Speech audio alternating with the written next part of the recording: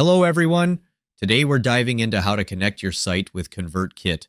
If you're new to ConvertKit, check the description below for a link to a free trial. For existing users, just log in and follow along with us. First of all, click on your account name and then click on the Settings option. Once you're there, scroll down until you see the menu on the left-hand side. Click on the option labeled Domains. As you continue to scroll down the page, look for the section titled Custom Domain. In this section, you'll find two options: buy a new domain or connect an existing domain. Choose the option that best fits your needs. If you're purchasing a new domain, follow the prompts to complete the purchase. If you already have a domain, select the option to connect it. After making your selection, here you need to enter your custom domain.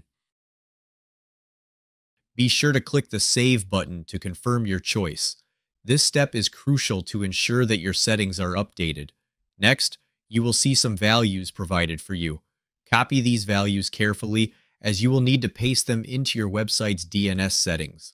To do this, log into your domain registrar, the service where you purchased your domain, navigate to the DNS settings, and paste the copied values into the appropriate fields. Once you have updated the DNS settings, return to the platform and click the Validate button. This action will initiate the verification process for your domain. Keep in mind that it may take up to 24 hours for the changes to propagate and for your domain to be fully verified. And that's it. You're all set up. I hope you found this guide helpful. If you have any questions, feel free to reach out.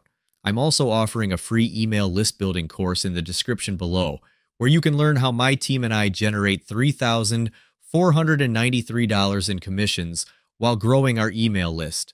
The training is completely free right now, so don't miss your chance to check it out. Thanks for watching.